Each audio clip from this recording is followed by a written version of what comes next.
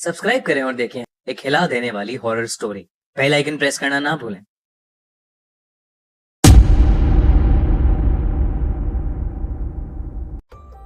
God ends here, यानी भगवान यहाँ खत्म होता है।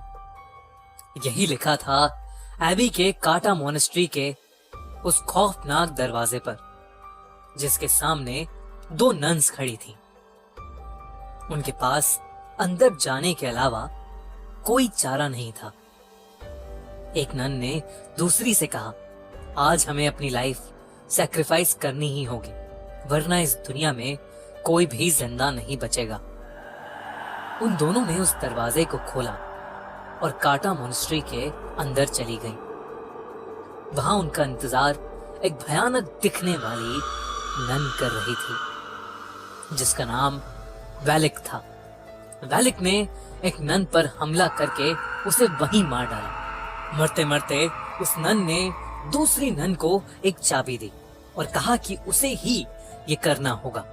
दूसरी नन ने वो चाबी ली और किसी चीज की तरफ भागी, लेकिन इससे पहले कि वो कुछ कर पाती, वैलिक उस पर भी हमला करने लगी।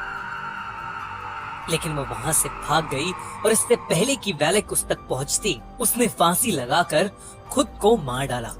जब इन दोनों नन्स के मरने की खबर रोमानिया के एक महान प्रीस्ट के पास पहुंची, तो उसने इन सब बातों की तहकीकात करने की सोची और वो अपने साथ एरिन नाम की एक नन को लेकर एबी आ गए, जहां वो दोनों नन्स मारी गई थीं।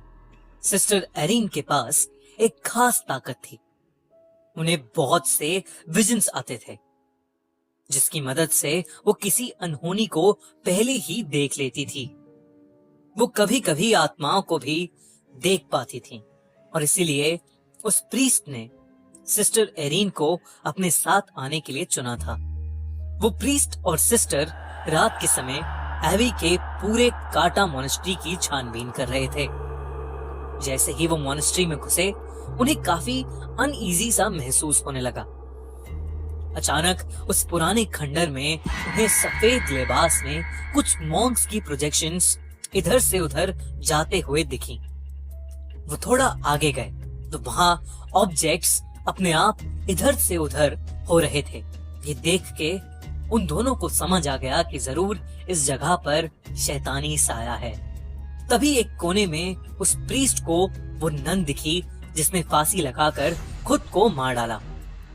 उसकी गर्दन टूटी हुई थी और उसका मुंह आधा सड़ चुका था। अचानक उस नन ने अपनी आंखें खोली और उस प्रीस्ट पर हमला करके उसे एक कॉफिन में कैद कर दिया। दूसरी तरफ सिस्टर एरिन एबी के काटा मोनेस्ट्री में रह रही एक नन से टकरा गई। उससे बात करने पर मालूम हुआ कि बहुत समय पहले वहां पर एक एग्जॉर्सिज्म किया गया था, जिसके दौरान हमारी दुनिया में एक पोर्टल खुल गया था। उसी पोर्टल की मदद से कुछ शैतानी आत्माएं हमारी दुनिया में आने लगी थीं। वैलिक नाम की एक शैतानी आत्मा भी उसी पोर्टल के जरिए इस दुनिया में आई थी। कहते हैं कि वैलिक बहुत ज्यादा खतरनाक है और जो कोई भी भगवान की पूजा करता है, वो उस इंसान को जिंदा नहीं छोड़ेगी। सिस्टर एरिन ने उस नन से पूछा कि वो किस तरह वैलिक को हरा सकते हैं। ऐसे में उस दूसरी नन ने कहा कि उसे सिर्फ जीसस क्राइस्ट के खून से मारा जा सकता है। उनका खून एक एंटीक रेलिक में बंद है और उस रेलिक को सिर्फ एक चाबी से खोला जा सकता है। उस नन ने बहुत डरते हुए सिस्टर एरिन को वो चाबी दे दी। सिस्टर एरिन ने जैसे ही वो चाबी अपने हाथ में ली, तभी उन्होंने कुछ नेगेटिव एनर्जी महसूस की। उन्हें घुटन होने लगी और उनकी आंखों के सामने एक कॉफिन का विजन आया। वो समझ गई कि प्रीस्ट किसी मुसीबत में है और वो उन्हें बचाने के लिए भागी। वो अपने विजन की हेल्प से उस कॉफिन तक पहुंच गई। उस कॉफिन के अंदर बहुत से सांप थे जो प्रीस्ट को अंदर से खींच रहे थे, लेकिन एरिन ने प्रीस्ट को किसी तरह बाहर निकाल ही दिया। जैसे ही प्रीस्ट बाहर निकले, सिस्टर एरीन ने देखा कि उन सारे सांपों के बीच वैलेक लेटी हुई थी, जो कि प्रीस्ट को बाहर नहीं जाने दे रही थी। इससे पहले कि वो कुछ समझ पाते, वैलेक अचानक से गायब हो गई। सिस्टर एरीन ने प्रीस्ट को वो चाबी दी और उन्हें बताया कि वैलेक को कैसे खत्म किया जा सकता है। प्रीस्ट ने पूछा कि उसे ये सब कैसे पता लगा।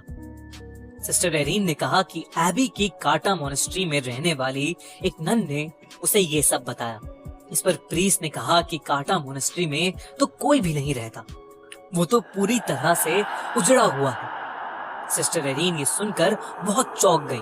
इसका मतलब ये चाबी उन्हें जिसने दी थी वो भी एक आत्मा ही थी, जो वैलेक को हराने के लिए उनकी मदद कर रही थी। प्रीस्ट ने उस चाबी की मदद से कुछ मंत्र पढ़े, जिससे उन्हें पता लग गया कि वो एंटीक रेलिक कहां पर है, जिसमें जीसस क्राइस्ट का खून था।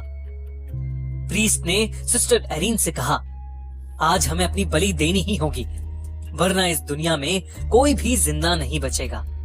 वैलेक उनका वहीं इंतजार कर रही थी। जैसे ही वो अंदर घुसे, वैलेक ने प्रीस्ट को पकड़ लिया।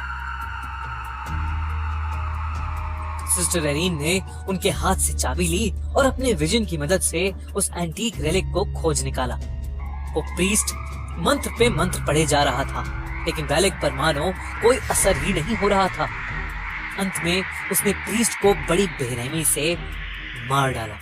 अब वो सिस्टर एरीन के पास आ रही थी, लेकिन सिस्टर ने उस रेलिक को खोज लिया था। वैलेक ने सिस्टर को उनकी गर्दन से उठा लिया, लेकिन सिस्टर ने जल्दी से जीसस का खून वैलेक के ऊपर फेंक दिया। देखते ही देखते वैलेक बुरी तरह से जलने लगी। वो जोर जोर से चिल्लाने लगी और वहां से गायब हो गई। सिस्टर एरीन जमीन पर गिर पड़ी, लेकिन वो वैलेक को मारने में कामयाब रही।